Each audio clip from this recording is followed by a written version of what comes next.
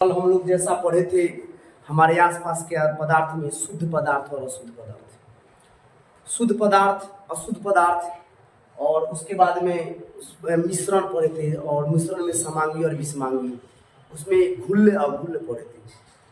फिर आज जो है आज एक नया टॉपिक हम लोग शुरू कर रहे हैं पदार्थ। यानी एक बार पिछले अध्याय में हम लोग पदार्थ के बारे में जान चुके हैं कि पदार्थ क्या है। तो पदार्थ जो होता है हमारे आसपास के जितने भी वस्तु जो स्थान घेरे, जिसमें आयतन हो, जिसमें भार हो, वे सब क्या कहलाते हैं? पदार्थ होते हैं। तो पदार्थ को जो है दो भागों में बांटा जाता है, एक शुद्ध पदार्थ और एक अशुद्ध पदार्थ। पदार्थ को दो भागों में बांटा जाता है, एक शुद्ध पदार्थ और एक अशुद्ध पदार्थ। तो शुद्ध पदार्थ क्या है, अशुद्ध पदार्थ क्या है, अगले जो पिछला वीडियो है उसमें बताया गया है कि शुद्ध पदार्थ क्या, अशुद्ध पदार्थ है जो एक ही प्रकार के कणों से मिलकर बना होता है वह शुद्ध है, और जो एक या एक से अधिक कणों से मिलकर बना होता है उसको क्या कहते हैं? शुद्ध पदार्थ कहते हैं। जैसे हाइड्रोजन, हीलियम, लिथियम, ब्रोमियम, ब्रोम, कार्बन, नाइट्रोजन, ऑक्सीजन, ये सब क्या है? शुद्ध पदार्थ है। यानी एक ही प्रकार के परमाणुओं से मिलकर बना होता है।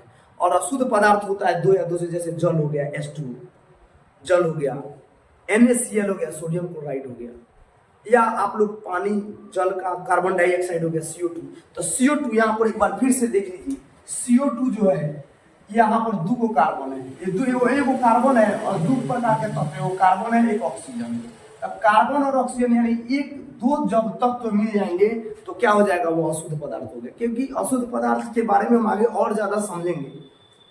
तो शुद्ध पदार्थ को तीन भागों में बांटा गया है, तत्व और यौगिक, तत्व और यौगिक। और अशुद्ध पदार्थ को दो भागों में बांटा गया है, समांगी मिश्रण और विषमांगी मिश्रण के रूप में, समांगी मिश्रण और विषमांगी मिश्रण के रूप में। तो आइए वीडियो के माध्यम से देखते हैं।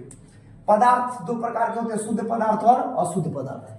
पदार्थ दो प्रकार के होते हैं, शुद्ध पदार्थ और अशुद्ध पदार्थ।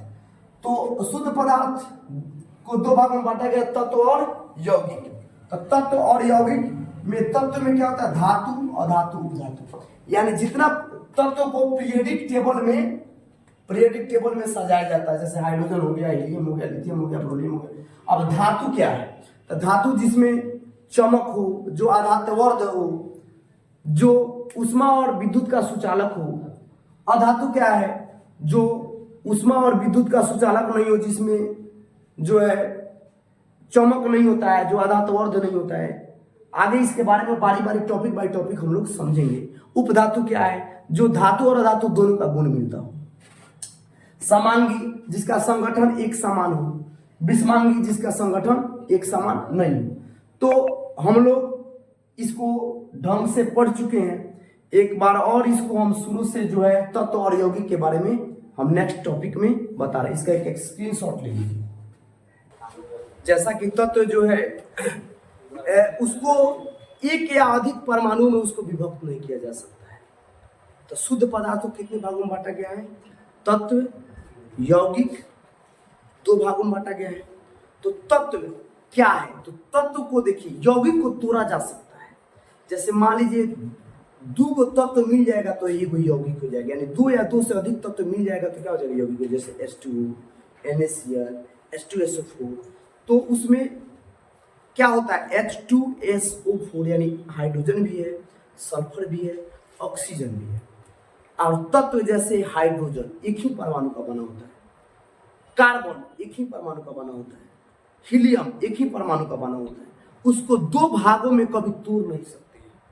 तो जब दो भागों में यानी उसको दो भागों में नहीं तोड़ सकते हैं तो क्या कहलाते हैं? तत्व कहलाते हैं। यानी एक ही प्रकार के परमाणु से क्या होता है? बना होता है। तो आइए इसको परिभाषा के माध्यम से समझते हैं कि परिभाषा क्या कहता है, इसका डिफिनीशन क्या कहता है। तो देखिए, तत्व पदार्थ का एक शुद्ध और सरलतम रूप द्रव्य है। तो द्रव्य माने वस्तु, सरलतम माने सबसे छोटा, सरलतम माने सबसे छोटा। यानी तत्व पदार्थ का, तत्व किसी भी बन, देखिए दुनिया का सारा वस्तु तो पदार्थ है।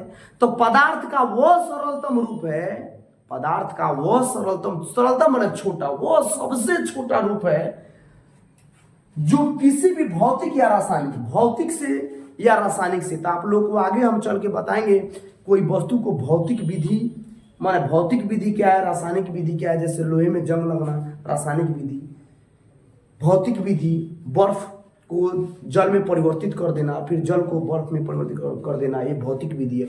तो आगे इसी चैप्टर में हम लोग भौतिक और रासायनिक विधि पढ़ेंगे। उसके बाद पढ़ेंगे कि कोई वस्तु को कैसे अलग किया जाता है, जैसे छानना, चुनना, अपकेंद्रण विधि, ये सब हम पढ़ेंगे। तो अभी तत्व के बारे में समझते हैं। तत्व के बारे में जानिए कि तत्व को हम दो भागों में कभी विभक्त नहीं कर सकते। अब जैसे मेरे यह कलम है, तो कलम को देखिए, कलम को दो भागों में विभक्त कर दिए, लेकिन इतना छोटा रूप है तत्व की उसको दो भागों में विभाजित नहीं कर सकते हैं। तो सरल द्रव्य में विभाजित नहीं किया जा सकता। जैसे हाइड्रोजन, हीलियम, लिथियम लगभग 92 गो प्राकृतिक रूप में है, 116 गो तत्व है अभी तक इसकी ज्ञात किया जा चुका है। जो पीरियोडिक टेबल में होता है वो सारे क्या है, तत्व यानी एलिमेंट। अब तत्व की क्या क्या विशेषताएं हैं, तत्व की विशेषता क्या क्या है, तब विशेषता के बारे में जानेंगे। कोई व्यक्ति है तो उसका नहीं कहा जाता कि उस व्यक्ति में क्या गुण है, यानी क्या विशेषता है उसको। तो आप जैसे आप लोग गांव में सुने होंगे कि उस व्यक्ति के पास तुम जा रहा है, इसमें क्या गुण है, क्या विशेषता है कि तुम जा रहे हो। उसी प्रकार तत्व में क्या क्या विशेषता होती है। तो देखिए, यह एक ही प्रकार के परमाणु से बना होता है, यह दो प्रकार के परमाणु नहीं बने। अब परमाणु क्या है, अणु क्या है, हम इसका भी परिभाषा आप लोगों को करा देते हैं। तो एक ही प्रकार के परमाणु से बना होता है। दूसरा, अन्य तत्व के गुणों से भिन्न होता है। जैसे हाइड्रोजन का गुण हीलियम से भिन्न होगा, हीलियम का गुण बेरिलियम से भिन्न होगा, बेरिलियम का गुण बोरॉन से भिन्न होगा, बोरॉन का गुण लिथियम से अलग अलग, यानी अलग अलग तत्व के परमाणु अलग अलग तत्व के परमाणु से क्या होते हैं, भिन्न होते हैं, यानी अलग अलग होते हैं। और एक ही प्रकार के परमाणु से बने होते हैं। जैसे हाइड्रोजन, हाइड्रोजन परमाणु से बना होगा, हीलियम, हीलियम परमाणु से बना होगा। तो जैसे देखिए, गुणों के भिन्न, किसी तत्व के कुछ विशिष्ट गुण होते हैं, क्योंकि कुछ तत्व होते हैं जैसे उसका विशिष्ट गुण होता है। जैसे एक में या किसी भी भौतिक या रासायनिक विधि द्वारा या अधिक सरल द्रव्यों में विभाजित नहीं किया जा सकता। यानी किसी भी भौतिक विधि अपना लीजिए, रासायनिक विधि अपना लीजिए। जैसे जल को गर्म कर दीजिए, आप कहते हैं कि जल, सर कहीं कहीं किताब में दिया गया है कि जल जो है शुद्ध पदार्थ है, यानी एक ही प्रकार के परमाणु से बना है, तब बिल्कुल गलत है।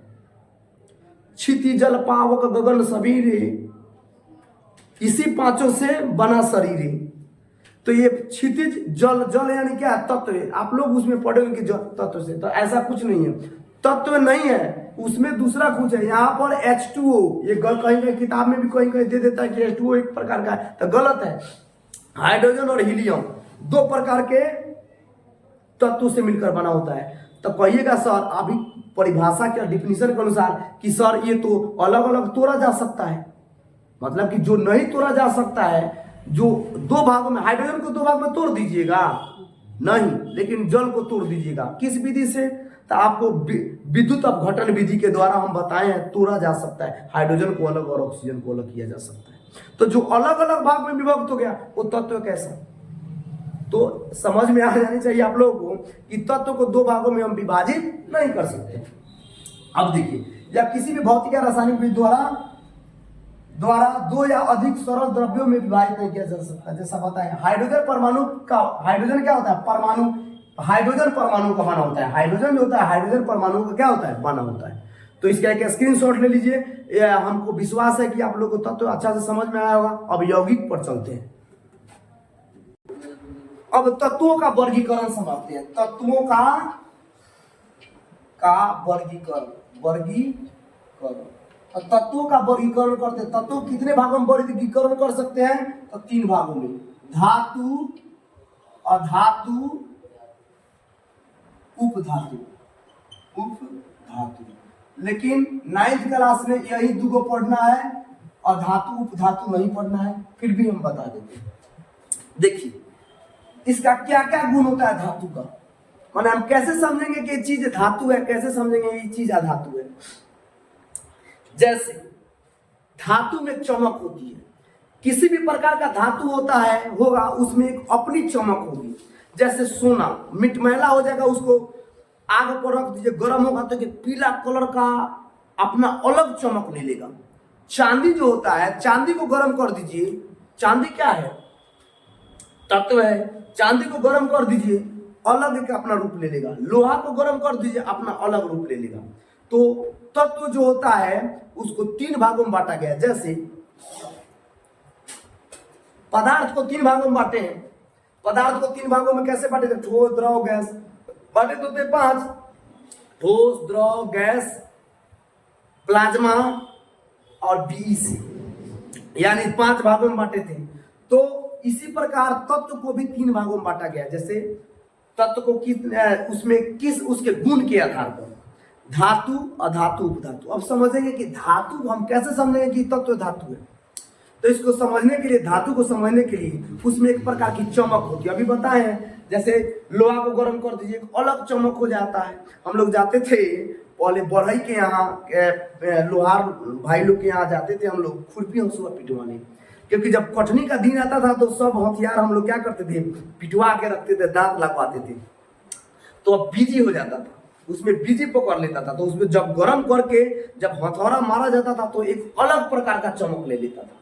तो देखिएगा जो धातु होगा उसमें क्या होगा, चमक होगा। आप लिख सकते हैं धातु में क्या होता है, धातु ही चमक होती है। दू में यह अधात वर्ध होता है, अधात वर्ध होता है। अधात वर्ध का मतलब क्या होता है, धातु को कितनाऊ पीटिए उसको चौदर के रूप में, तार के रूप में, तंगली, गरासी, खुरपी, जितना हथियार है आप लोग, भाला, गरास जितना है बना सकते हैं। आप लोग देखते हैं बहुत तजिया में क्या हुआ है, लोग भांज रहा था तलवार। महावीरी झंडा में भी लोग तलवार फारसा भांजता है, भाला भांजता है। तो ये सब क्या है, धातु से बना होता है। क्योंकि अगर धातु में आधातवर्धता नहीं रहेगी तो पिटिएगा तो भंगुर हो जाएगी, टूट जाएगी। तो इसका एक और गुण हो गया धातु। तीसरा ध्वनि होता है, उसमें एक अलग प्रकार की ध्वनि, धातु में ध्वनिक होता है। यानी ध्वनि का मतलब क्या होता है, जैसे देखते हैं आप लोग स्कूल का घंटी जब रखा टांगा जाता है तो उस पर जब बजाया जाता है टन टन, एक अलग अलग आवाज आता है। लेकिन धातु को जब पीटिएगा तो खट खट खट खट खट की आवाज आएगी। जैसे मान लीजिए अधातु है, इसको मारिएगा तो खट खट की आवाज आएगी, टन टन की आवाज नहीं आएगी। अब चौथा, यह ऊष्मा और विद्युत का सुचालक होता है, सुचालक होता है। अब ऊष्मा और विद्युत क्या है, तो ऊष्मा और विद्युत क्या है, जैसे आप लोग देखे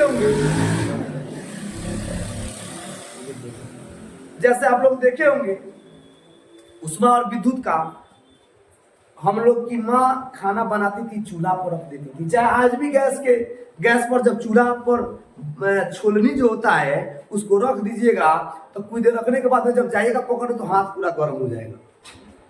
यानी कहने का मतलब है, चाहे जो धातु होगा आग पर एक तरफ से गर्म कीजिएगा तो दूसरी तरफ क्या हो जाएगा, पहुंच जाएगा उसका गर्मी।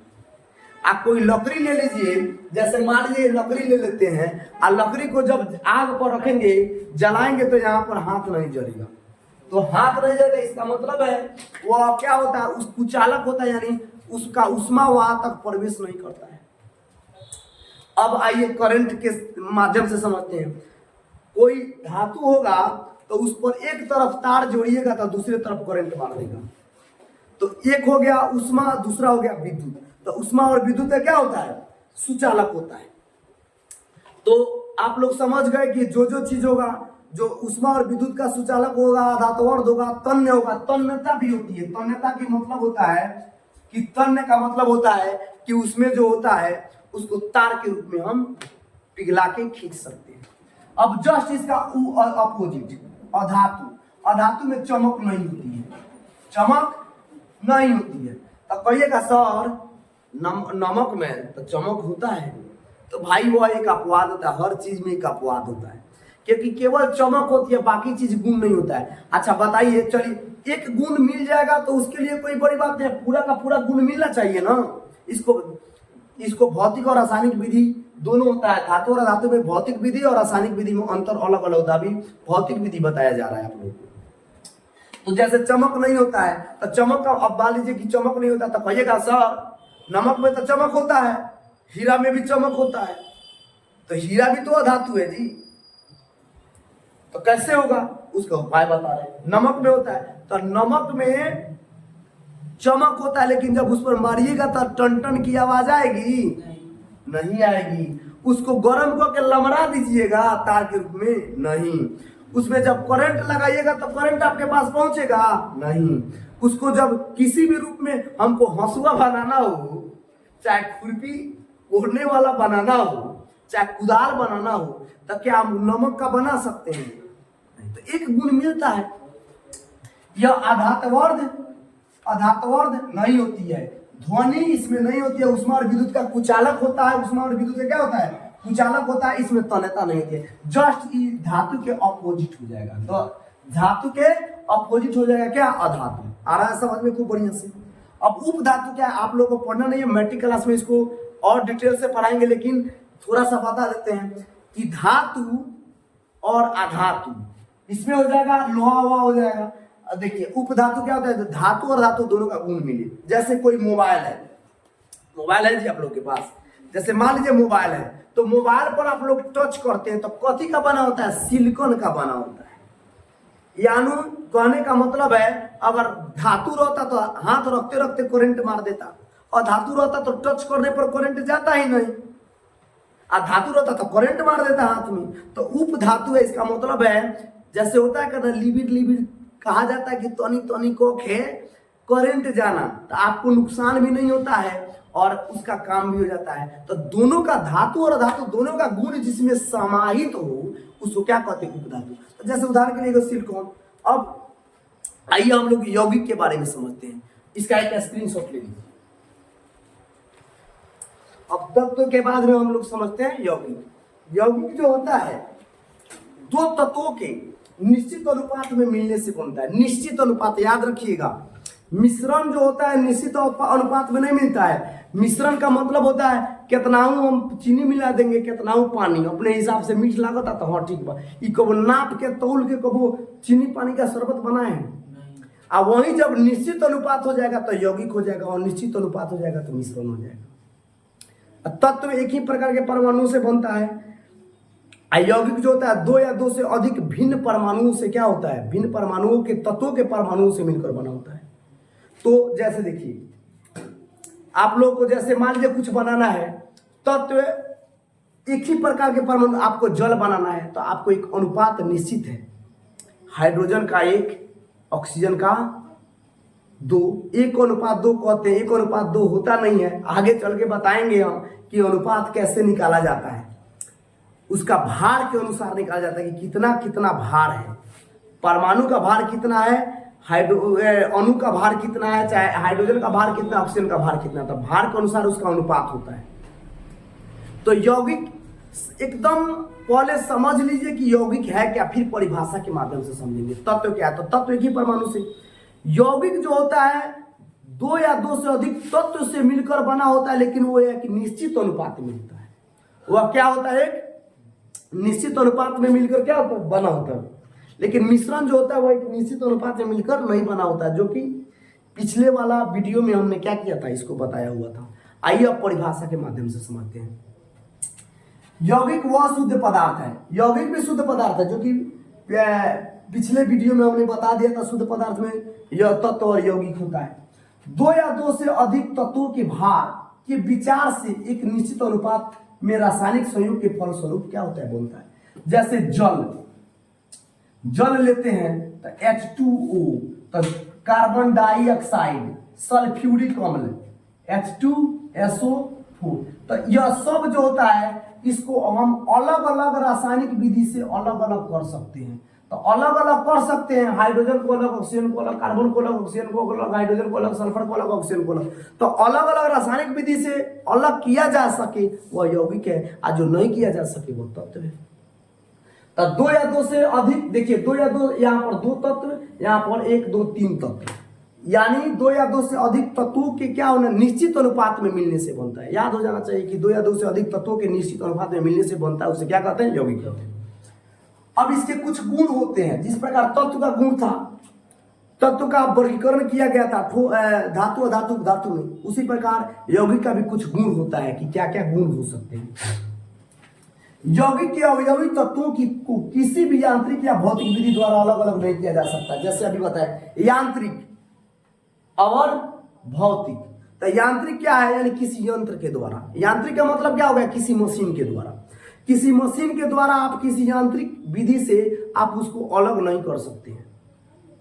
मशीन क्या होता है, अपने किसी भी काम को मशीन के द्वारा उस काम को आसान कर दिया जाए, वह यांत्रिक विधि है।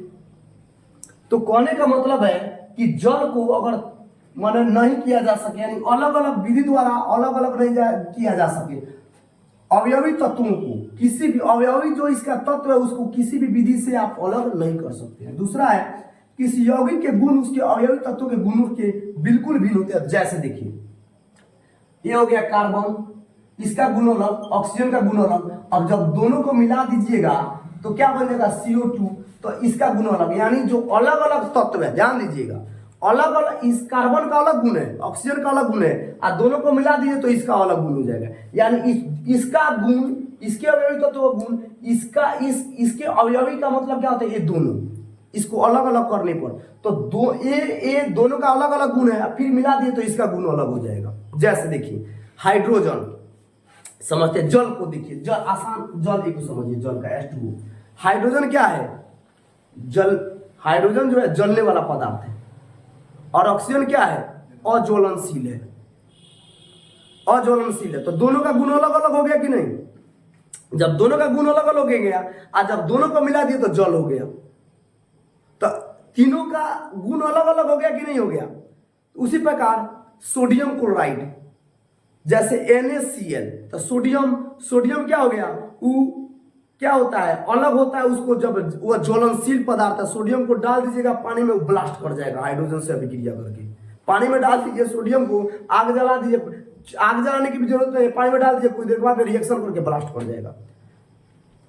और क्लोरीन भी एक अलग प्रकार का विषैला तत्व है सब, यानी सोडियम और क्लोरीन दोनों विषैला तत्व है।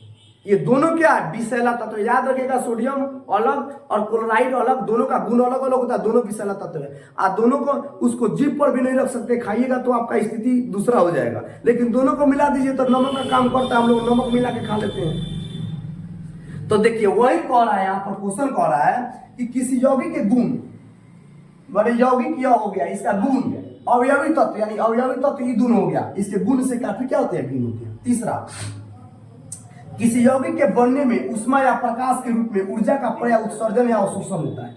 यानी कहने का मतलब है किसी भी तत्व के यौगिक को जब बनाइएगा तो उष्मा का क्या होता है, अवशोषण होता है, और प्रकाश का, यानी प्रकाश उसमें लगेगा, प्रकाश लगेगा, यानी कहने का अर्थ है ऊर्जा लगेगा, ऊर्जा लगेगा तो ऊर्जा का अवशोषण होगा, तब ना कोई चीज तैयार होगा जी। तो उष्मा का और प्रकाश का क्या होता है, अवशोषण होता है।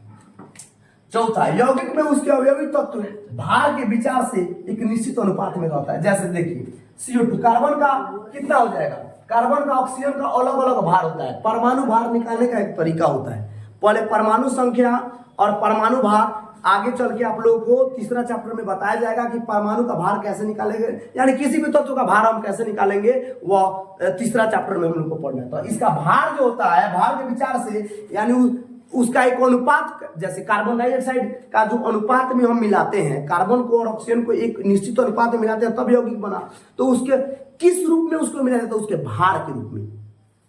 यानी मान लीजिए दोनों है, इसका भार कितना है, इसका भार कितना है, इस भार के अनुपात में कितना ही मिलाएंगे तब यौगिक होगा। तो भार का क्या होता है, निश्चित अनुपात होता है।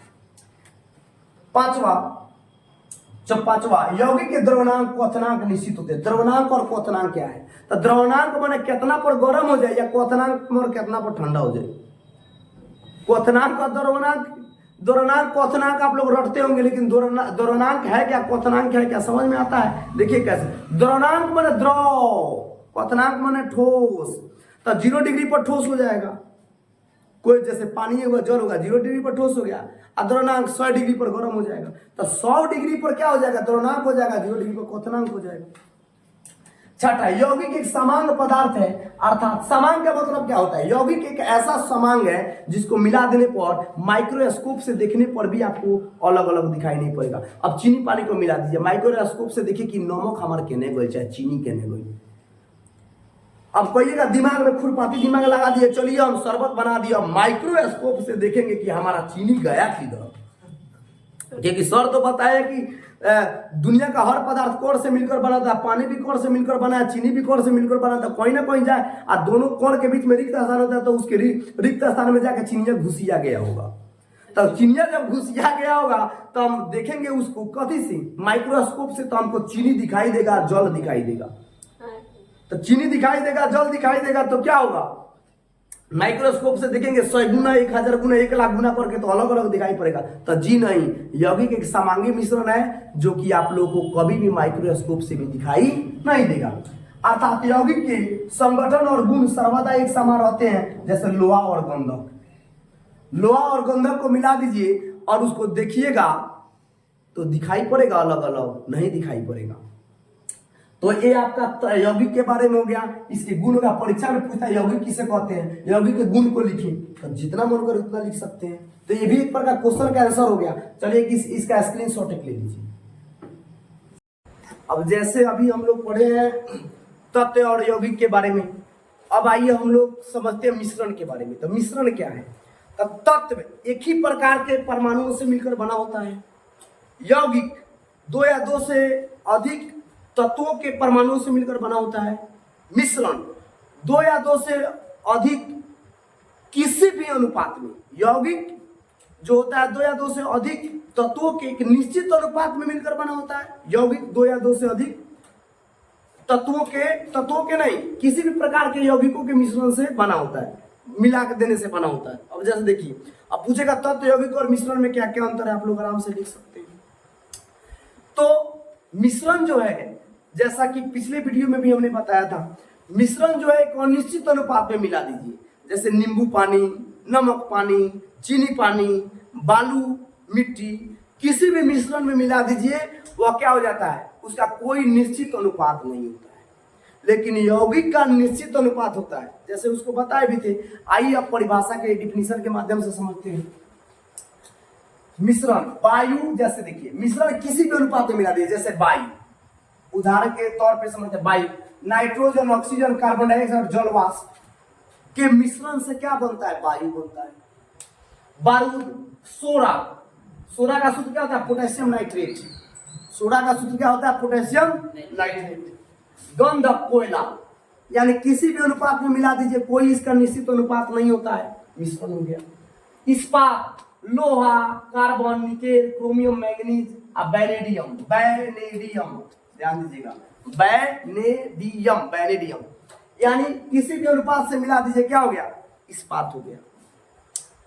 तो यह एक बार फिर से समझ लेते हैं, मिश्रण जो है किसी भी अनुपात में मिला देंगे तो क्या हो जाएगा, किसी भी अनुपात में मिला देंगे तो क्या हो जाएगा, मिश्रण हो जाएगा।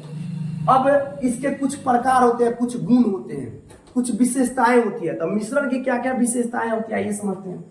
मिश्रण समांग या विषमांग हो सकता है, यानी समांग भी हो सकता है और विषमांग भी हो सकता है। जैसे चीनी पानी समांग हो गया, उसको मिला दीजिए, उसको पहचान नहीं पाएंगे, लेकिन किसी भी अनुपात में मिला दिए हैं। और विषमांग जैसे मिट्टी में पानी को मिला दीजिए, दिख जाएगा, मिट्टी के अवयव दिख जाएगा, तो विषमांग हो गया। विषमांग और समांग समझ में आ रहा है कि नहीं, यानी किसी भी अनुपात में मिला दीजिए, ये तो सब मिश्रण है, किसी भी अनुपात में मिला दीजिए, वो दिखाई नहीं देगा तो समांग हो गया।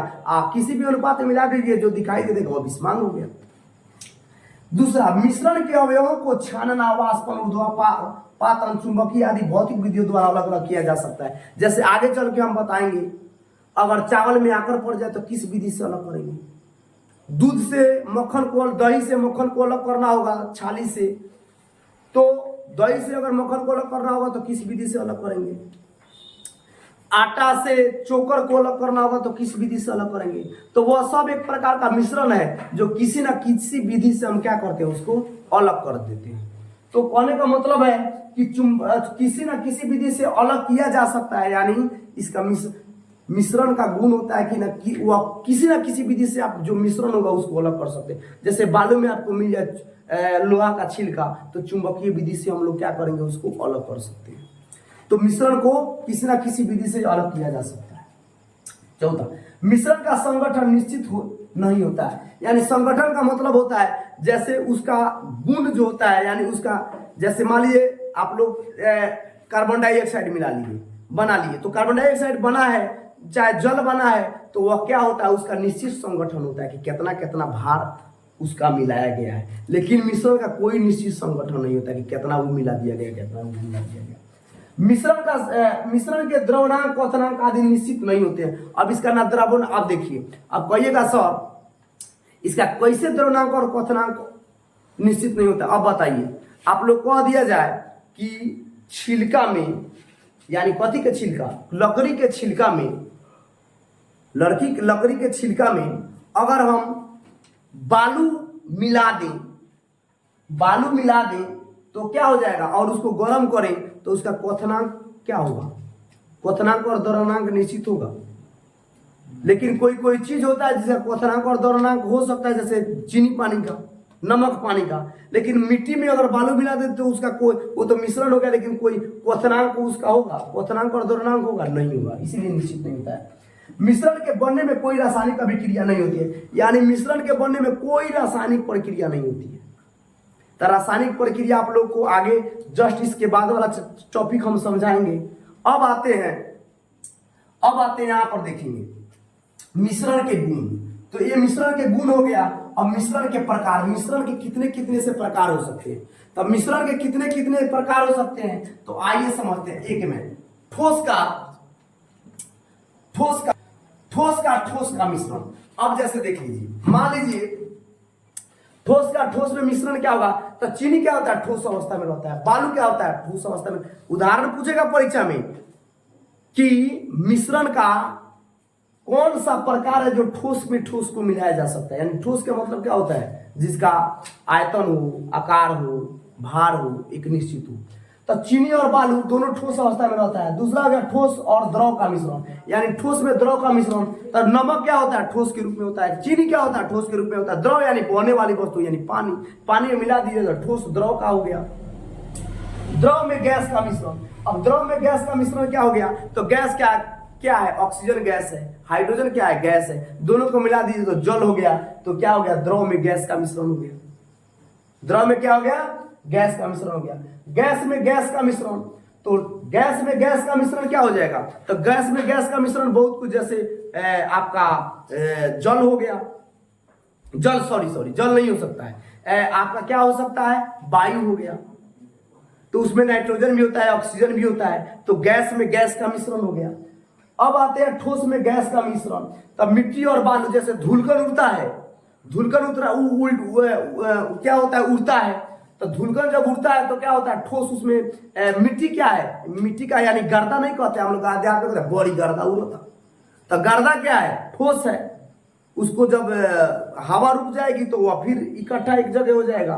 तो उसमें क्या होता है, वायु में जब मिल जाएगा, तब वायु क्या है, उसमें ऑक्सीजन भी होता है, नाइट्रोजन भी होता है, सब क्या है, गैस है। तो क्या हो जाएगा, ठोस में गैस का मिश्रण हो गया। अगला द्रव में द्रव का मिश्रण, यानी जल और तेल। यानी द्रव में द्रव, तो तेल भी द्रवीय अवस्था में रहता है और जल भी द्रवीय अवस्था में रहता है। दोनों को मिला देंगे तो क्या हो जाएगा, द्रव में द्रव का मिश्रण हो जाएगा। तो इस प्रकार आप लोगों का आज मिश्रण समाप्त हो गया।